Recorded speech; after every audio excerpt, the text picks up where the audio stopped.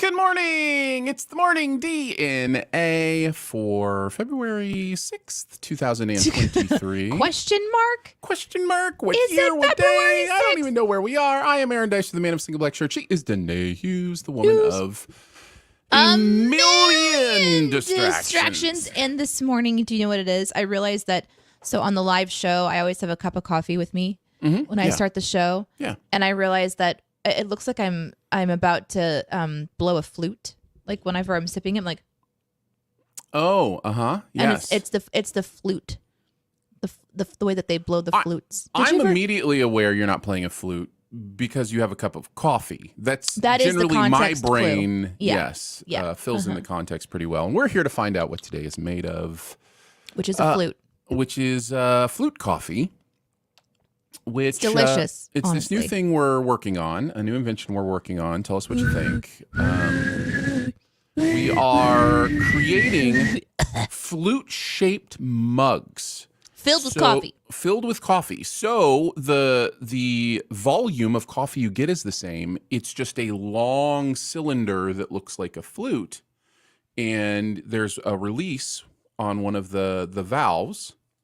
And you just hold it like a flute. And then when you're ready to sip, you release and you suck in. And it also keeps the rest of it hot and cools off the part right by the flute pretty quickly. It's got practical applications. Not a metal flute, which would just be scarring your hands as it's filled with liquid hot coffee. Correct. Link asks, does the music play as you drink? Yes. It's a patent pending invention that we're working on. Yeah, there's a little speaker. The last, about inch or two of the flute is actually a speaker that you can program to have flute songs play, that kind of thing. So next you can time also play other sounds too, just depending on your mood. Aruga, like things like that. I just think this will sell like gangbusters to people who play in bands and symphonies, and they can just record their parts, and they can just drink coffee during the performance. And, oh my gosh! Suddenly, it all makes sense. Yes. I think it works really, really well. This is a great invention, and I'm loving all the chat's ideas to make it even more realistic. That this is an invention that needs to happen. Yeah. It will be the first among our lines of symphonic coffee mugs. Yes. So symphonically great ideas by us. Welcome to the show, everyone. Good morning. Good morning. How are you, Danae? How's stuff? How's life? How was the weekend? What's going on? I am alarmed. Okay. Because Twix will not come into my studio this morning, and he always comes in with his buddy Reese's, my two dogs, and for some reason he won't budge off the couch. Like he is fully aware of his own choice, and his choice is to just lay on the couch. I tried to coax him. I tried to talk to him. I even tried a little bit of yelling. Let's be honest. I'm like, Twix, come on, you're part of the show, buddy. And he's just laying on the couch, just level-eyed at me. So now Reese's, his buddy, is disturbed because there's no other dog, and he just has this. It's kind of hard to see him because he's just this lonely little guy in the background, just wondering where his buddy is. So I don't know. Maybe they had a tiff you don't know about. Maybe so. Maybe they did. Maybe they broke up. So I'm distracted. It feels like my routine is broken up a little bit, and I don't know. It's very distracting to me. But that's just this morning. My weekend was insane, and I don't want to talk about it. How are you, Aaron? I'm good. We have Sibs, dog Sibs right now. We're watching some sisters, and they are pretty amazing. One of them is the cuddliest dog we've ever watched, which is great until it's annoying. And so we're enjoying very much watching them. But it is interesting to watch their dynamic and kind of see how they, act together, cuddle together, or whatever. So it's interesting. Yeah, dogs are great until they eat poop in the backyard and lick your face. And then I was over there recently and did not enjoy the breath of one of your dogs. Thank you for clarifying it was a dog's. Thank you for that. I appreciate it. It seemed a little Fecal? pungent. Does it Yes. seem fecal to A you? little, yes. A little fecal. Mm-hmm. Yes. I've been. Are we doing this? Are we talking about dogs eating poop on the show right now? Is that where we're yes. going? Okay. I mean, it's not All where right. we're going, Danae. It's where we are. True. Well, let's just round out this topic and then move on. Sure. I am highly aware that Twix was obsessively wanting to go outside, and I'm wondering if he's collecting. You know? Oh. Yeah. Hmm. If he's just like buffeting it out there. I see. Just a weird things dogs do. Fecal festival. A little Yeah. festival. A festival. Here's a good transition. I did see this article about this guy who cut a little hole into his wall, just a tiny little, maybe like 6x6 square at the base of his wall. Mm-hmm. I think he had some inclination that something was on, and the picture of what came tumbling out of the wall in bucket loads and bucket loads. They had to cut another hole in the wall to get everything out. Looked really suspicious, but it turns out they were like long acorns because this woodpecker was aggressively saving. So it put a hole in their house on the exterior and was just caching all of the acorns, and they filled up from the bottom all the way to the attic. They amazing. just filled the entire empty space. So it's a pretty amazing thing. It looked like cocoons though, when I was looking at the photo, because it wasn't the textbook tiny, perfect, little acorn, like more bulb shape. Mm-hmm. They were long, like cocoonish.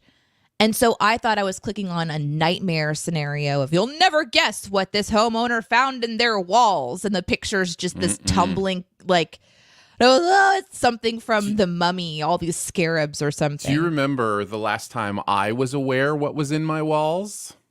Yes, Josh. That is correct. There was a squirrel in our wall. I don't know if you remember that, Danae. Oh my goodness, yes. There was a squirrel, but it wasn't just in your walls. It was in either the ceiling or the floor based on where you were in the house. Based on where you were in the home, you would hear it running around, and that squirrel eventually found its way out somewhere into our home.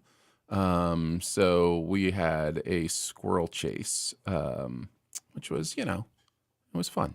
I'm really enjoying this comment from Lolly. I guess we're flipping back over to fecal matter. Thank you for that. I appreciate it so much. My sister's fence is metal with gaps, and her dog likes to squeeze his bum through the gap and poop on the neighbor's lawn. It's amazing. Oh, what great stories we have. Oh my gosh, guys, you probably don't know this because it's been so long since Aaron and I have talked about it, but every year we used to do a segment on our radio show where people would call in and talk about their animal takeover stories. Mm-hmm. And there are so many, and they are so fun to listen to. Raccoon Week. We called it Raccoon Week because of Danae's raccoon adventures. Yep. Yeah, it was it was such a fun week, and we have all this audio that we saved from that time frame of just people telling stories of finding like squirrels in their walls and just various random things. Mm-hmm. For those of you that live on a farm, it seems very basic and normal, but for those who live in the city, finding a raccoon in your chimney is not normal. Well, it depends. They like to get warm. They do like to get warm. You ready to shoot a dough? You want to shoot a dough? Let's shoot a dough. Let's do it. We are going to do the D, N, A, N, U. We'll have a D topic and A topic and as many U topics as we can get through. You can throw those into the chat wherever you are, anytime you want. If you want to help us out, put a U at the beginning so we can quickly identify that this is a question you have for us, a problem you want us to solve, a news topic you'd like our opinion on, Chinese weather balloon, whatever it might be. And we will chat about it at the end of the show. But we start off with the D topic. Danae, what do you got? Well, I have a question. What is on your I want it so bad, but I just can't justify buying it list? Tesla. Oh, okay. I'm sorry. That was very easy. Wow. Moving on. Aaron, your topic for the day? Actually, at this point, there are many other options other than Tesla that are really nice, fully electric cars, but they all cost $50,000 to $60,000 for the kind of technology that I would want if I were to splurge on something like this. So, it's a lot of money. Can't just Yeah. For me, it's a blow dryer and also the pair it with a hairstyle thing. I've never been one to style my hair. I went to the salon last week to get my hair cut, and the person that was cutting my hair and styling it, she's like, "So tell me about like what do you usually do with your hair?" And I did such a trolly thing. I went on a very long, elaborate way of describing that I do nothing with my hair, but I try to like amp it up and make it sound more interesting. Like, well, I wake up in the morning and I shower. Whoa. And then I twist it as I'm getting out of the shower and squeegee all the water out of it. Mm-hmm, mm-hmm. Then I towel dry it. And then really I go about my day. And so she learned that I have no hair care products besides shampoo and conditioner, which she asked me, well, what hair product? I was like, well, I have a pump that's filled with a substance that washes, and I have another that conditions. Have you heard of Air? I really like this product called Air. Yeah. I'm sure there's many people that she sees on a regular basis that do nothing with their hair, but she seemed to be kind of like surprised at the lack of attention that I give it in a lot of ways. And she wanted to do some cool like curl stuff with it. She did, and it looked awesome. And then I just went to the grocery store. So it was like people at the grocery store thought that I had it together because my hair looked fantastic. Because you had some curls. Because I had some curls, yeah. But no, I don't do anything with my hair. But I do enjoy the brand Dyson, who makes vacuum cleaners. And then they branched out, years back, and they made a blow dryer. And I clicked on it to learn more information. And of course, over the last 2 years, I have been getting a variety of advertisements, thank you, Google, to tell me all about this product, reviews, people's perspective, blah, blah, blah. It's a $600 hair dryer, by the way. That's a lot of money for a hair dryer. Yeah. And then if you want to get like the accessories, it's like an additional $600 to do the accessories, where you magically hold this wand, and then the air wrap technology, you just kind of hold it close to your hair and it sucks it over and it sucks it around the wand, and it makes it look so easy, and you can dry your hair in 4 minutes or less, which honestly is really cool to think about.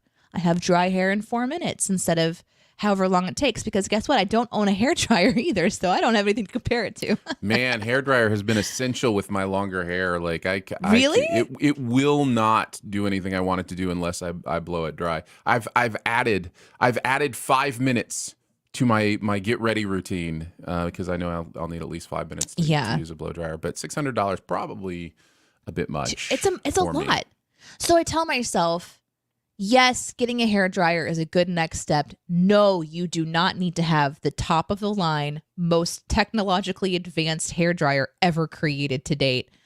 But it is a temptation. It's on my I want it so bad, but I can't justify purchasing it list. And I have other things too. But that was my inspiration for today's topic. I did end up going and just getting a normal hair dryer just to see if I could actually use it, and maybe if I use it consistently. Someday, I'll have $600 of cash in my hand and think, you know what? The best use for this money is a hair dryer. A hair dryer. Yeah, you'll have arrived then. I doubt that. But we'll see. We'll see. All right, I have answers. There's some answers in the chat. Before we get there, Danae, I just wanted, in case you didn't know, one of your fingers has turned into a Cheeto. I don't know if you knew that, so I wanted to make sure you knew. Thank you. Yes, that had happened. For the listener at home, I took a brightly colored butterfly Band-Aid and stuck it on my middle finger in a very odd pattern. It's not the normal butterfly pattern at all. And interestingly, the reason I did this is I have a little open cut, and I also decided to try this hair product called Mousse. Mousse. So you put the mousse on your hair, and then you blow dry it, and apparently it gives you volume. Something like that. So I'm trying to hair more. And so I had to cover my open wound. So I found this really amazing Cheeto Band-Aid. Yeah. Very cool. Let's get to the chat. Yeah. Yeah. Some of your choices. All the steel books. Yes, I have a problem. I buy all the steel books. Actually, I've stopped buying all of them. My wife called me and said, honey, Why do we need a steelbook of movies you hate? Just explain it to me. And she's not wrong. And I think it was, I know exactly which one it was. It was the Morbius steelbook. And she was like, why do you have a steelbook of a movie I've heard you directly say is one of the worst movies ever made? And I was like, because it's a steelbook and because I'm a collector. And she's like, you're not a collector, you're a movie lover. Those are two different things. And I was like, okay, all right. She called you out. Good So on you, Jen. I am no longer a steelbook collector. I am a collector of steelbooks for movies that I at least somewhat like. I've moved the needle to, I might watch this at some point. Well, it's moved away from all, Correct. to some, and that's progress. Honestly, though, getting a steelbook for one of the worst movies ever created is kind of fun. It is. There. Yes. Well, I have that. That. So. Congratulations. You're welcome. Josh Zero has a very practical one as well. A new home in East Tennessee. Mrs. Zero and I will eventually get there. Kid Zero is 18 and will be moving out soon, so that will help. Mm-hmm. Yeah, it'd be nice. I do look at houses for fun on Realtor.com. Mm-hmm. It used to be you had to just drive around and then like creep in on neighborhoods that had for sale signs just to kind of like dream and look. And now you can actually look into their homes just on an app. It's wonderful. I love it. Yep. Let's see. Slap without insurance right now. That would be a visit to the doctor. Oh no, that's a practical one too. It's no good. That's no good. Nobody should be in that I position. hate that feeling. Yeah. Ugh. Expensive watches, says Real Monkey. I would love some, but no way I can afford them. There's loads I would love to buy, but just not rich enough for that. Watches are jewelry now, right? Yeah, right. They're not practical items. Not really. Now, don't get me wrong. I know people do use them to tell time. Like, I understand you can look at them and go, oh, this is what time it is. But I mean, from a primary purchase standpoint, most of us carry around another time-telling device with us. So they don't serve as much of a practical purpose. So yeah, that's an interesting one. Unless you're talking about a smartwatch, which, don't get me started, but.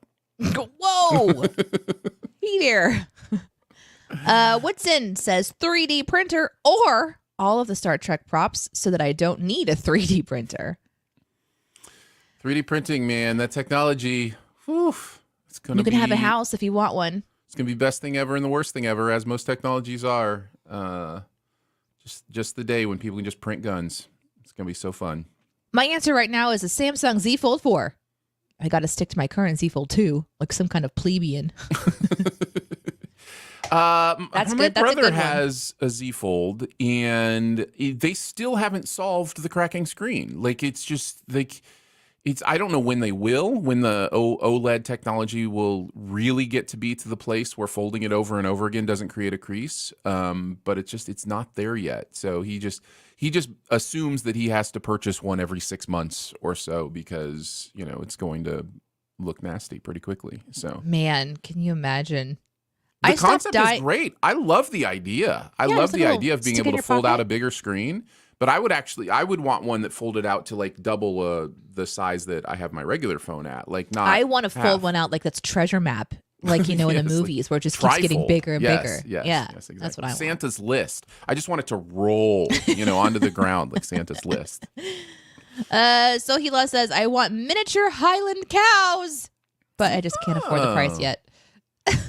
See, some people live where they need cows. Or want cows, and that's unjustified. I can't justify that. You got video games. Mm-hmm. Sure. Yeah, this is good stuff. Any other ones you can think of for your life, Aaron? No, it really is the car thing. I think one of the smartest financial decisions you can make is to buy beat up old cars. I think that's one of the smartest things. If you want to, kick debt out of the equation, whatever, save a couple $1,000s, buy somebody's used vehicle that still runs from point A to point B, drive it till it dies. Will it get up hills? Maybe. Maybe. Drive it till it dies and then repeat, wash, rinse, repeat. Like that is, I think, one of the best financial decisions you can make. So it's really difficult for me to justify spending even like $7,000 on a vehicle. Like it's just hard for me to justify it when I know I can spend 3 to 4,000 and get places for a year or two. You know what I mean? Like it's a weird one. So Get places within a 5-mile radius that's on flat surfaces. maybe depends. Depends on the day, guys. My wife's car was she's been using it for 3 years now. It still goes long trips. Like It does. and we found it for I think $3,000. So like you can hunt them down. Now you probably can't do that right now. Right now is a bad time for any kind of car buying. But yeah, car is definitely on that list. So solar energy, solar panels, like is another one that I think of where it's like, I know long term not to have a electric bill would be really cool, but short term the $20,000 investment in getting it done, and I know it adds value to the home, but it doesn't really add $20,000 of value to the home. Like it's so I'm waiting for solar technology to take the next leap, which I think it will. And once solar technology takes the next leap, it will be it'll be pretty amazing how we're going to be able to power things in the future. So tiny individualized suns in your pocket that just generate their own energy. We call them batteries now, but in the future, it'll just be an actual small pocket star. It really is it's more of an idea of storage than technology. We have the technology. We just aren't very good at learning how to store the sun's energy. And so once we figure out that, I think things are really going to change. So it's the beginning of the end after that. What a wonderful time to transition to your topic, Aaron. You ready? Technically, Danae, the beginning is the beginning of the end, if you're going to look at it that way. So I want everyone to just think about that. Just for a second. Sure, let's do it. The A topic, which was a holdover, if you may remember from January. I still think we can chat about this. What word or phrase do you hope will define the year 2023 for you when the year is over? So instead of making resolutions or those kind of things, I want you to think ahead to the end of the year. And when you look back, what word will define 2023 and make it a quote unquote success for you, if that word defines it? So immediately in my head, I've got mine. Do you have yours already, Aaron? Yes. Like, do you know yours? Okay. Yes. What's your this kind of thought to me because we have a lot of things going on this year. My wife is graduating from nursing school and will become a full-time RN. Our youngest child will be graduating from high school, so we have the opportunity to empty nest. The word that popped into my mind was freedom, and the idea that at the by the end of 2023, if I look back and what defines it is the freedom to be able to help other people financially more, because we have, Jen's income, or the freedom to be able to offer our home to do different things because our kids are moving out or whatever. Just this idea that there's a real freedom that might be coming this year sounds really interesting to me, and I'm excited for that. So that's kind of where this came from. My thoughts. Mine is manageable. Let me please, fair. Please, God, let 2023 be manageable. Like that, I would have. You're going to look back on 2023 and define it as manageable. I managed it pretty well. Right. Yeah. Okay. Survived. Nothing. That's the word. Survival. That survived. Janae just wants to look back. Let me get and through. Go with 2022 was not great. I did it. It was hard. It was like a constant reassessment of everything. It was not my favorite year. So it's like coming out of a really deep crash into the earth. And then you're trying to get back up to whatever the surface level of just normal will be. Mm-hmm. If I could just manage that, I think I'm going to be super happy. Like, let's be honest. Mm-hmm. I don't need it to be like excellent or like hyper focused. I just need to be like, I did survived. I managed the things I needed to manage very well. Like, it's not just like managed, like, the bad manager vibe that you get when you're working in retail. It's the I managed it well. everybody's fine. We're all okay. And then I can look at the next year as maybe being a cool word like freedom. That'd be Well, cool. Slab is with you. Slabs survive as well. Some really good ones here. Jose the Third says, my word is home. I'm in the process of finding a new house, but by the end of the year, I hope to have a home where I can live, but also invite and host others as well. Yeah, that's big. Yeah, and that's I love the word home. I love how it feels. I love the idea of a place that is full of peace, contentment, and comfort. That's, kind of how I view what that word is supposed to mean. Yeah, that's a good one.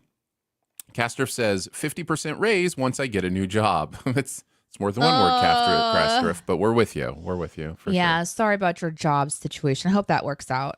Love this one from Nick. Courage. I've set myself a lofty goal this year, and the only thing standing in my way is my own courage to actually pull the trigger. So here's hoping I can get out of my own head and be courageous. That's a fun one. Ooh. To get to the end of this year and look back on 2023 and go, yeah, courage defined my year. I was courageous. I took chances. I went out there and did it. I managed courageously. Yep. I could add a little adjective into my just manage. Mm-hmm. There you go. Manage That's courageously. good. That's very inspiring.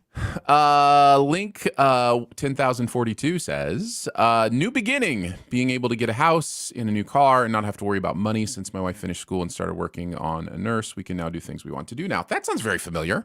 But yeah, very, very Are cool. you the same person? Are we the same? Let's see. Lolly says balanced. Ooh, interesting. Or rebalanced. I like that one too. That's a nice one to look back on and go, yeah, I balanced life. I understood what it meant to pull back in some places, move forward in others, and to find that balance. I think it's a really good one. Balance. Take yourself into the shop and get yourself rebalanced. Change your tires around, get that rotation while you're there too. Check on all of your fluids. Make sure that you have everything inside of the vehicle that you possess to get you through. Yeah. Mm-hmm. Yeah. Let's see. Here's one from Skokligo. Skokligo. Skokligo. Sorry. Stability. Yeah, that's a good one too. That's nice. I like that word. Especially as things are, when things in life feel so chaotic, right? There can be that real craving for just like steadiness below my feet, right? Yeah. This idea of I just want to stand on solid ground. I just want to be able to know that things aren't shaking and moving around and collapsing and those kind of things. So no, that's a really, really good one. I like stability. One of the things I love about you, Aaron, is you can take a word and you can really dig into it and give. We used to do the segment on the radio show where we would take something random and then you turn it into object lessons. Lessons. So here's one from Nick for you to do called the word is bacon. Bacon. You want a 5-minute object lesson on bacon? Make it 1 minute. We're good. Yeah, go. The beautiful thing here's the amazing thing about bacon, right? Bacon is this thin strip of some of the parts of the pig that aren't used in other ways. And somebody was like, what if we just, slice this thin and just, fry it up and see what happens? And it turns out it's the most delicious thing ever because of the way the fat content is marbled in there and different things like that. And I think in life sometimes, maybe this is what you want for your 2023, we forget that the things that don't seem all that important to us, the things that are just kind of cast aside and a part of the side of life, and we don't think they have use, sometimes we don't realize those things may be the most rewarding things we have if we think about them in a different way or if we try something new with them. So what is that in your life in 2023 that you don't know how to use, that you could look at and go, oh, this could be a rewarding part of who I am. So, and even if you burn it, even if you over crisp it, you still have the grease to use again later because bacon is the gift that keeps on giving. It really is. It really is. There you go. There's your 5-minute object lesson on bacon. Mm-hmm. I love that segment. It's one of my favorite things. It's one of my favorite things. Well done. Let's see. Manageable lifestyle, says Hubs. Back in October, I had a stroke. Wow. Ooh. My gosh, that's so scary. Luckily, my recovery has been quick and easy, but it will take a lifestyle change for me to live a long, healthy life. Yeah, that's a big one. It was so nice to know at the end of 2023 that you were able to take whatever steps. And that's why my word is manageable too, because every day changes for me. Some days I don't know if I'm going to get to do anything that's on my to-do list.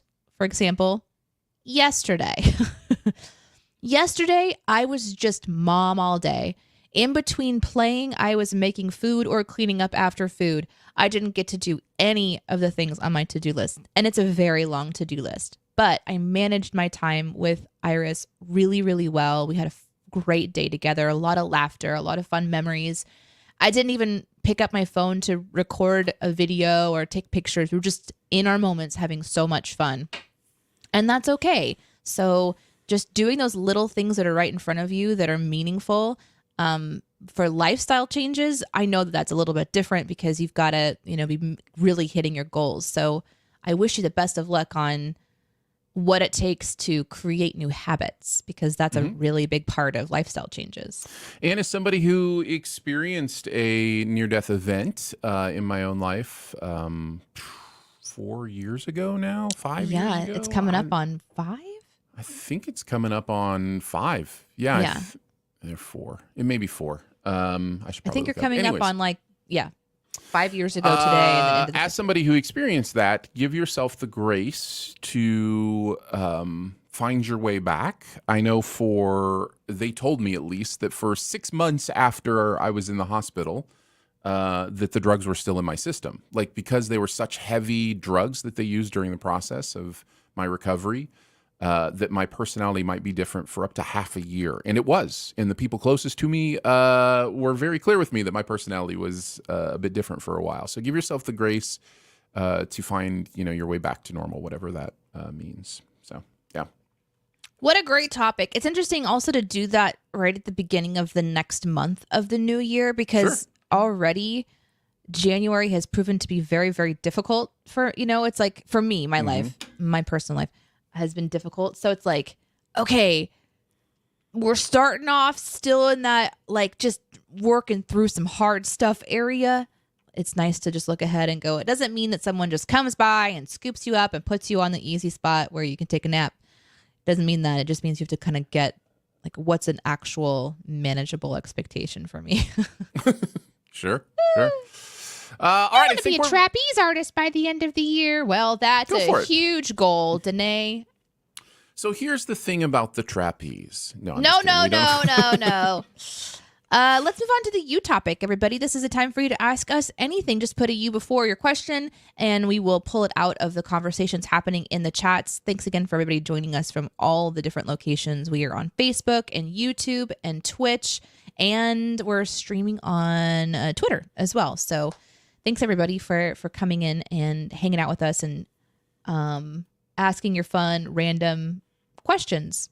Here's one. And I don't think we mentioned it, but so I'll mention it now. All questions acceptable. There's not a bad question. We may not answer every question, but you are free to ask with no judgment whatever you want to ask. So, yep. Go for it. What's our first question? What are Aaron's dreams that he missed last week for? Oh, interesting. So yeah, my dreams were not fulfilled. Well, let's back up a little bit, because podcasters might not know. People listening later might not know. I tweeted that the reason we missed last week was because Aaron was fulfilling his dreams, and he was not. He was not fulfilling. Well, kind of. You kind of did. Like, I've done that before. Oh, okay. I've done that before. I've just never been selected. I got picked to go in for possible jury duty. It's one of my lifelong dreams to actually serve on a jury. And once again, my number was too low. My number was, or too high, I guess. I was like number 349, and they only needed like 1 through 150. So rejected. Absolutely rejected. That's 3. I'm 0 for 3. So have you ever made it to the interview process where they started talking? Oh, nope, never even made it to the interview process. Man, I've been in that process twice, and I am not a good candidate. Mm-hmm. No. Yeah. Nope. I've never even. I've got the letter 3 times and gone in, and they've been like, dismissed. No need for you. We won't get to your number. You were so close to your dream. Yeah. Did you cry? Did you like, please just let me in? Did you do that? No, I did not. Okay. Yeah, there was lots going on that weekend. Very traumatic things in my life were also happening that weekend right before. So, in the life of a very close friend specifically. So it was a very Emotional. it was a blur. That whole Yeah. the whole last weekend was a blur. So yeah. Well, here's another question. This one's from Jose. I went to my cousin's quinceañera. Is that how you say that? This weekend Quinceañera. with a friend of mine. What was a time where you had to explain your family traditions to somebody? This is a great question.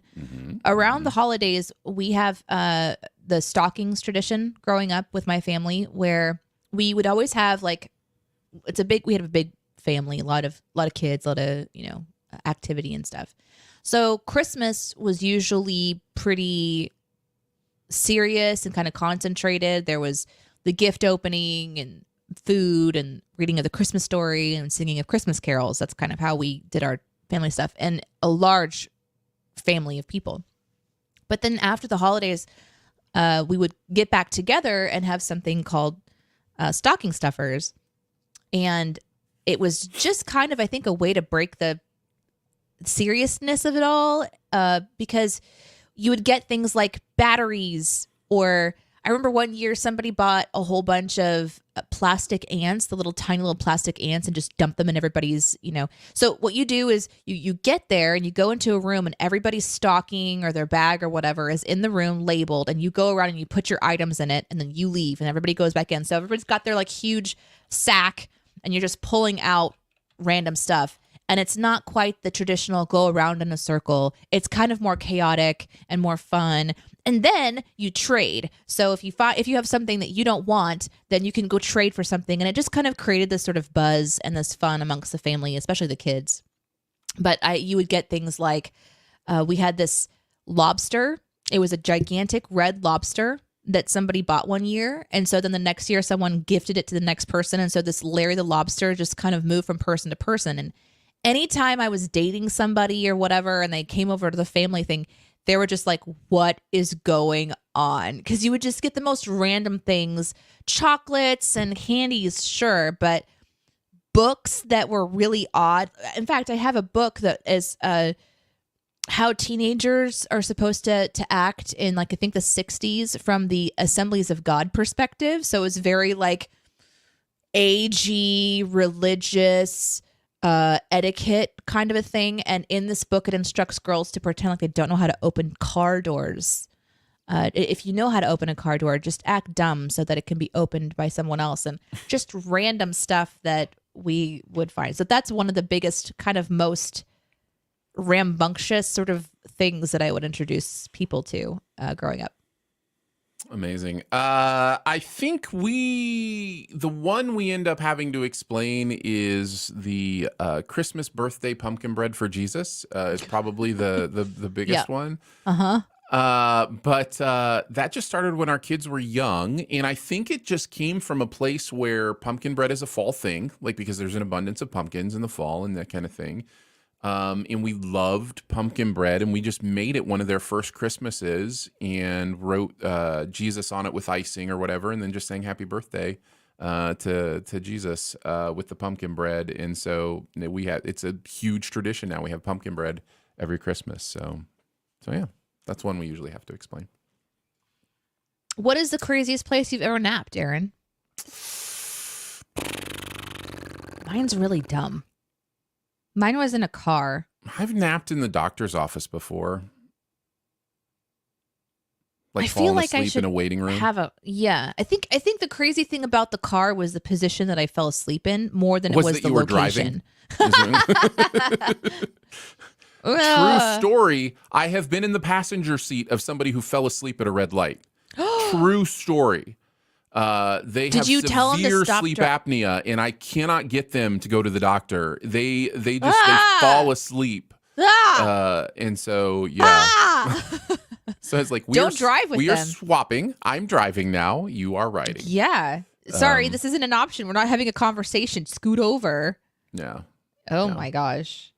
Yep. Link asks, is there any new TV or movie that you're excited for? A TV show or movie that you're excited for? Of course. Always, always, always. Yeah, I'm super excited for Poker Face, which is the new Ryan Johnson. That is not the Lady Gaga song. And then for movies, there's a bunch I'm super excited about, whether it be Christopher Nolan's new movie that's coming out, or Avatar 3, or whatever the case may be. I'm excited to see. There's this new movie coming out in theaters next week called Titanic. I don't know if you've ever heard of it, but yeah. That's not a joke, by the way. Titanic will be back in theaters next week. The new 4K HFR version. Let's go! Let's go! I wonder if they're going to have like a little trailer before that shows Cameron proving that there's just no way that they both would have survived on top of the door. That's right. A whole 30 minutes, but 30-minute explanation before of him. He did that though. You know that, right? Mm-hmm. Oh yeah, he did all the science and everything. He did all the sciencey stuff. He put people into a freezing environment that were the same body weight. It's not about space. It's about buoyancy, he says. It's about buoyancy, everybody. Nice. Golly gosh, Jiminy Christmas. For me, Jiminy Cameron, not Jiminy Christmas. I watched the first season of Ring of Power, the Lord of the Rings kind of thing on Amazon Prime, and I am very excited to see where that goes, but I don't know when it's coming out, so it kind of doesn't count a little bit, but it's almost the only thing that I'm excited for. I do know there's a lot of buzz about Picard season 3, so I think I'm getting excited for that, but I try to really quell my excitement so that I'm not disappointed, because I get very emotional when I'm disappointed. Rings of Power won't be back until 2024. So all right, so that's technically coming out sometime soon. Sometime. Here's one, a local question from Skokligo. I'm planning a trip to the aquarium down in Branson this year. So besides Lambert's and Osceola Cheese, where would you suggest to go? Like small hole in the wall places that you and mom and pop shops. Listen, we could talk about this for a long time. I'm a local girl. I've lived here my entire life. I was going to say, Danae is your go-to on this. I may have a couple things, but Danae is the one that's going to give you the real scoop. So the aquarium that I think you're talking about is in Springfield, Missouri, and it is called the Wonders of Wildlife Museum or Wonders of Wildlife Aquarium. It is one of the most amazing aquariums in the entire world. There are people that have been traveling the world, and they regularly rank this one, not only top in the nation, but it rivals places that have, the long history of having incredible, like is there an aquarium in Branson? Is that? I don't think that there's an aquarium. I think that they might be talking about. You may be talking about the one in Missouri. Springfield. Yeah, because it's so world Springfield renowned. is kind of here, and then Branson's about an hour south of Springfield. But there's lots of stuff to do in that sort of area from Springfield down into Branson, and there are so many little mom and pop shops. You're kind of in the zone that's called the Route 66. So there's a lot of history too about the highway that was Route 66 that kind of goes through and things like that. And there's a lot of little shops that have been around in this area for a very, very long time. But what I would recommend is using Google. And I'm going to kind of yes, I have a lot of local recommends and things like that. Probably Cedars. Cedars is a great example of a local owned Springfield restaurant that feels very much like a down home cooking, just good, like fried chicken. And you walk in and it's just a whole bunch of old people, but it's good food. So that would be like a local example. But what I learned when I was traveling like in Europe recently is that Google is so great about just opening up the map and just scan through those reviews. And there's just some incredible places that we stopped at because people told us to. One of them was owned by a farmer, and it was just like going into an extension of their house, essentially, where they had set up some tables and they were just cooking for people, like probably started off as their buddies, and it was delicious, and it was right off the farm. You could look at the windows and there's their horses and stuff. So there's probably going to be things like that I could never know, but I would highly recommend just kind of like looking around. But in Branson there's all kinds of things. There's like a butterfly museum you could go to. There's a theme park called Silver Dollar City. March 11th easily could be the day. March 11th is when it opens back up. So there's stuff like that, that you can kind of look at. Lambert's is It's a place that has a lot of food. Like they have massive plates of food and they throw rolls at you and the rolls are delicious. So that's like a traditional thing that you can do. But like the food for me, it's just like, it's basic food. It's more like experiencing Lambert's is I think what people Lambert's is a big time experience. That's what it is. So yeah. Which I don't actually recommend. One of the best pot pies I've ever had was they do have a good pot pie. They do have a good pot pie. That's true. So yeah. And if you really want some more recommendations, you can always email us or contact us. Down there at the bottom of the screen is our contact information. So you can always DM me there on Twitter or whatever you want. And I'm happy to try to give you some more. If you do go to Silver Dollar City, get the cinnamon bread. It is absolutely insane. So not yummy. The cinnamon rolls. There's a place that serves cinnamon rolls like near the entrance or whatever. Not that. There's a bread place. And you'll know it because the line will be wrapping around the building probably for the cinnamon bread. Yeah, it's the only place you can get a Starbucks too, and it's probably on their map as well. And really, you can spend just an entire day at Silver Dollar City. Oh yeah, alone. If you're doing Silver Dollar City, give it a day. Yeah, there's a cave there that's really interesting cave tour. One of the most interesting cave tours I've ever been on. Mm-hmm. So ask me how many cave tours I've been on. Danae, how many cave tours have you been on? Just one. So okay, I'm a little biased. All right, what's next? Lolly asks, Danae, have you ever regretted an accent for roleplay gaming? Did you phase it out or power through? I'm having accent issues on D&D. So I was trying to do a Russian accent for my roleplay on one of the characters I was developing. And I just felt like maybe it sounded like I was trying too hard or maybe would offend somebody. But the community that I, game with, that's what everyone's doing. We're just experimenting with voices and we're experimenting with different kinds of accents and stuff. So it's not like someone's going to message me and be like, wow, that was horrible. That was so bad that it was offensive.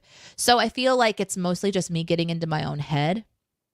Are we talking offensive regret, or are we talking just like I regret doing this because I can't do it very well? That was it. That's it. Like if I start trying to do a Russian accent, then I really need to commit and develop it. And that's just part of the character too. There's somebody that I role play with who, when we first started role playing together, she had a very specific accent. And I met her in game again like a year later, and it's almost a totally different accent now. So she didn't maintain the accent, but the character is still hers. And I think that's totally fine because we're not performing for the masses. We're not going to be getting awards for our performances. But yeah, those are the two. Like I really struggled with the Russian one. And I'm also working on a couple of new characters right now. And one of them sounds really similar to another character of mine. And I'm like really in my head about it. And all my friends are like, it's fine. It's just, it's a new character. Just have fun with it. So I haven't really regretted one yet because the ones that I've selected are ones I could maintain. But when I was DM or story master for my Dungeons and Dragons game, I had a lot of NPCs that I jumped in and out of, and I only decided to give 2 of them different voices because it was just too much to manage. I wouldn't have been able to remember it. I even struggle sometimes when I'm reading Iris's books at night. If I try to do different voices, I'll just lower my register or, lift my register up. And the last thing I'll say is that I was just given advice from someone 2 nights ago, actually, that instead of changing the accent is maybe change the cadence that you talk. So think more about over pronouncing a word or a phrase that this character likes to use a whole bunch. And that way the voice doesn't matter as much as the affectation. And that really helped me because I think like one of them I might give like a little nose sniffle to or something. So I might try to talk more like up at my nose like this, and try to like give it a little bit more like that. And that's not too hard for me to maintain. So yeah, that's kind of shifting it around. But I could always give an emphasis on the weirdest syllable, and that is a whole different character. Or you could be one of those kind of people who speak really quickly, but then they pause every once in a while because they just it's just how they talk. Like you can have fun little things that you do. All right. I will do this one. probably been answered before, but I'm new to Morning DNA. What does the needlepoint behind Aaron say? I can't read it in any video I see it in. I think I can reach that. Hold on.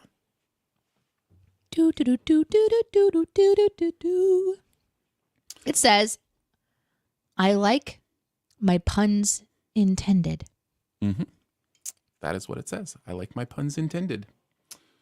My sister made that for me. So. It's a beautiful gift, honestly. Yeah, absolutely. Polly asks, Aaron, BeatStar update rant, please. Like how boxes take way too long to open now, especially deluxe boxes. Yes. So the deluxe thing on BeatStar, for those who know, you know, it's a real... It's the best thing and the worst thing. The deluxe gameplay is really fun. I love playing with like diagonal arrows and slides and like all these different new fun kind of game style plays. But what they've done to make it so hard to get new deluxe songs is honestly unethical. Like it's unethical game design what they've done with the deluxe stuff. Fired. In what really sold it for me was how in deluxe songs, it's all of the sudden 5 gems to do a replay instead of 3. Like everything about the deluxe songs or whatever is ridiculous. So yeah, I don't play the deluxe as much because of how annoying it is the way they've designed it to really harm players. It's just a overall harm for players. To do it. So yeah, not a big fan, but also love playing those songs when I do. So yeah, there you go. BeatStar update. And finally, our last you question comes from Shaggy, who says, what's your opinion on kids' sports raffles? I feel so cringy asking friends and family. Ooh, Today, I'm interested to hear your thoughts on this because you will just be getting into this with school stuff probably here in the next... Is it like where, you have to kind of like fundraise essentially? It is schools weaponizing our children against us to raise money for things that they think is important. That's basically what happens. So, yeah. Yeah. I'm of two minds. Not everybody feels comfortable asking people for money. In fact, most people don't. I think that most people, even if they had their own financial need, would cringe and have a hard time asking friends and family for money for their own lives, even if it's really, really needed and they really need to have help. So unless you really understand the purpose behind the ask, it's hard to fundraise. So I understand why my school wants to fundraise.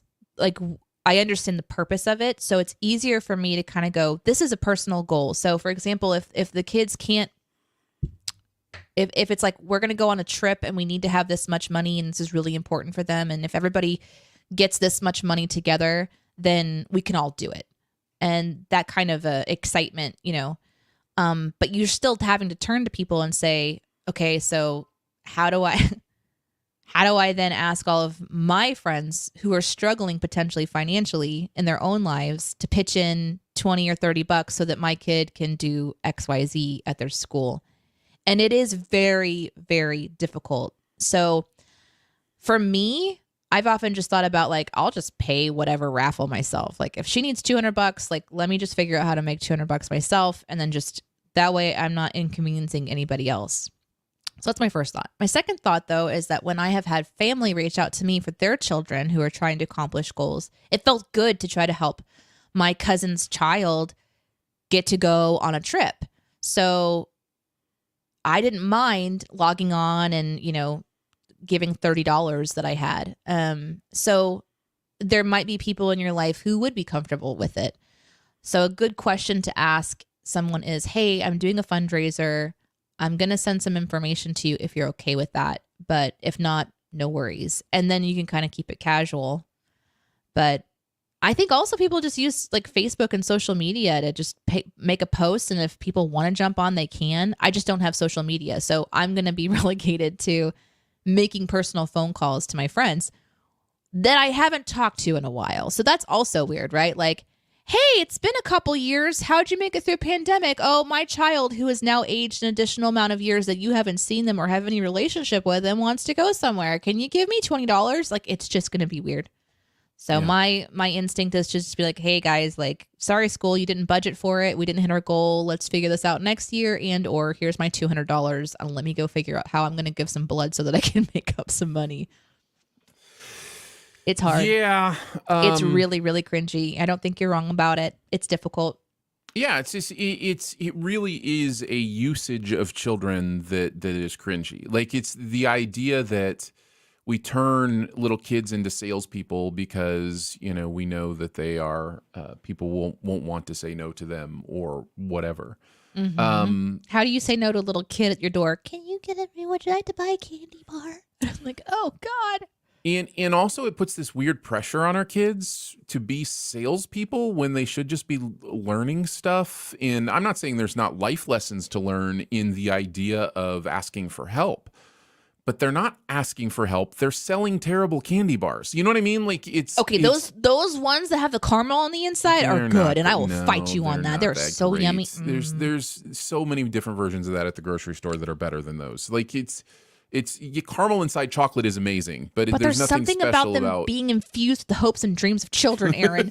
Yes, well, that's the issue, right? So for me, I would tell my children, lead with the actual ask. The actual ask is, we're doing a band trip. Would you want to support me going on this trip that I think will be good for me or whatever. And then the thank you gift for doing that is, here's a catalog to pick some thank you gifts for helping me go on this trip. Like, because to me that's a more honest thing. Like, it's a more like, I'm not Venmo selling me. you candy bars. I'm offering you the opportunity to help, which is, I think, something we can do for each other. Like you said, it feels good to help. So to offer somebody that opportunity is not bad. We offer people who watch this show the opportunity to help, right? We say, hey, if you like what goes on here and you want to help us keep doing this, We have a Patreon. Go to Patreon, patreon.com / But you don't whatever have it is. to. Shoe the dough, Aaron and Danae, morning DNA. We don't know anymore. Why? Because that's how little we try to fundraise for ourselves. But it's the same kind of thing. Yes, there are, perks, whatever, blah, blah, blah. But the idea is, if you're doing that, it's because you appreciate our stuff. You love what goes on here and you want to help us out. It's actually Studio DNA, patreon.com/Studio DNA, if you want to do it. But so to have the kids lead with the actual here's why. ask. Here's the why. Get to the point of why. And maybe start off with just a general text. And if someone says, I can't, then it's not that personal in-face invasion. Right. It's not a phone call. They have a chance to very effortlessly say, I'm sorry, I can't. And you can avoid the awkwardness and just say, don't worry, I'll send you a lollipop anyway. And how much more rewarding is it for your children to know that people want to help them out rather than, I sold them a candy bar? Yeah. You know what I mean? I feel like what should happen just in general is that there's people that should be managing the massive project of a school, which I can't even imagine how difficult that is. And the people that do that, work really, really hard. It just kind of shows they need to have somebody on the team that knows how to get corporate sponsors. They need to go to the businesses around town, the restaurants, the play places, the kid zones, and just say, hey, if you can purchase a sponsorship, it'll help the kids get to go someplace. Because a lot of businesses need to offset some of their funds for donations for tax purposes, and we can do it as individuals too. And we get right off on our taxes too. But most people don't think like that, so there's just a different way to do it. But I guess if your reason, if the school or church or whoever is starting this reason is not worth it, that also makes it obvious, right? Like, if it's just for quote unquote band, and that's all well, how do you sell? Is it like, if you lead with the ask, how do you sell that? Can you give money for band? Like, what does that mean? So don't, I don't care. Don't sell any candy bars. That's dumb. Let them figure out their own budget for band. I pay taxes to help them figure out their budget for band. You know what I mean? If it's a trip or something that may have a direct impact, on you or something you care about, That makes sense to me, but it doesn't make sense to me for, again, schools and organizations to weaponize our children against us. So, yeah. And that's our show, everybody. Aren't you glad you listen? Oh my gosh, that's amazing. Yeah, so we will see you guys hopefully next week. As you know, our lives are wild and crazy, and we do our very best to see you guys every Monday at the very, very least. But thank you for hanging out with us and being here with us. Thank you to Slenderman for resubscribing on my Twitch channel. I appreciate it. Thank you, Slab, for resubscribing on my own Twitch channel. I really appreciate that stuff. It's not something I get to be on all the time. As I have revealed today, got a lot of stuff going on in my life that I have to manage, and I don't always get to get here for personal reasons, health reasons, and also just, stuff happens. But I really appreciate you guys understanding that and supporting and appreciating the content that Aaron and I do put out as often as we can. We love doing this show. We love doing this with you guys. And I'm going to go ahead and pick a raid for us. We're going to go to Wormwood Gaming today. This is a community that creates interesting gaming technologies, dice trays, I think is kind of where it started off, or screens, or just little interesting interlocking pieces to make all kinds of games. You can find out more about them, but I'm going to send them over there because they actually stream their workshop. So they're sanding and they're applying things, and they've got all these different cameras you can kind of watch. They do laser prints on wood. So Wormwood Gaming is where we're going to go today. And for those of you that are listening at home, if you want to join us live, you can join us live every Monday and Sunday, 9 a.m. Central, on any of the locations previously mentioned, which include YouTube, Twitch, Twitter, and Facebook. You can join us live at any of those. Just search for Aaron and Danae. You can find Aaron and Danae on Twitter, and you can also find Aaron at Aaron Dicer and me at Danae Says on Twitter. There you go, guys. Hey, thanks. We love you guys. Always fun to hang out with you. I hope we get several weeks in a row here. It looks like that could be the case. So that's going to be a lot of fun. And we'll catch you on the next Monday or Sunday. Bye.